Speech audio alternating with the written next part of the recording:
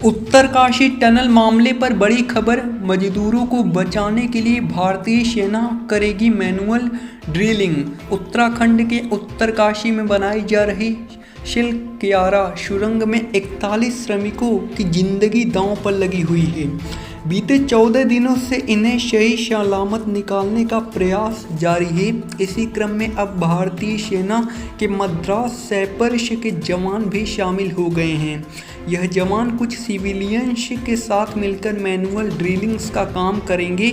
इसके लिए कुछ 20 विशेष लोगों को बुलाया गया है। वहीं बचाव कार्य के लिए प्लाज्मा कटर भी पहुंच गया है और इससे कटाई शुरू कर दी गई है। 12 से 14 घंटे में पूरा हो सकता है काम। अमेरिकन ऑगर की प्लाज्मा कटर के साथ अव्वल लेजर कटर का भी इस्तेमाल किया जा रहा है। यहाँ पर अगर शाम तक इन कटर्स के द्वारा अमेरिकन ऑगर मशीन को निकाल लिया जाए तो 12 से 14 घंटे में उसके बाद ये टनल का काम पूरा हो सकता है। वर्टिकल ड्रिलिंग्स की संभावनाएं बिल्कुल न के बराबर है, क्योंकि इस समय टनल के अंदर सभी 41 लोग आराम से हैं। उनको खाना और सब कुछ मिल रहा है।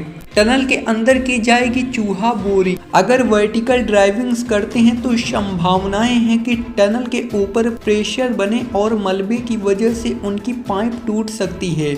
इसलिए वर्टिकल ड्रिलिंग्स का सामान ऊपर पहुंचा दिया गया है। वहीं मैनुअल ड्रिलिंग्स करने के लिए भारतीय सेना सिविलियन लोगों के साथ मिलकर टनल के अंदर ही चूहा बोरिंग करेगी।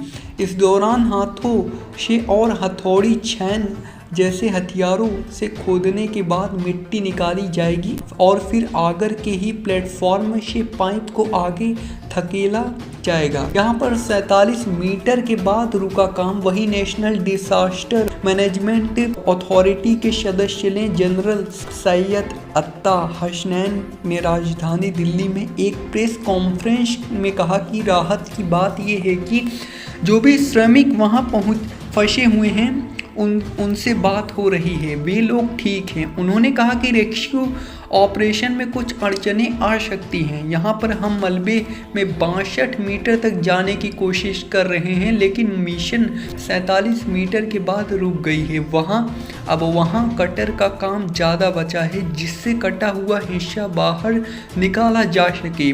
उसके बाद मैनुअल काम किया जाएगा। उन्होंने कहा कि एक मशीन भारतीय वायुसेना के लिए एयरलिफ्ट की है। उन्होंने कहा कि उनका कहना है कि 6 इंच का पाइप काम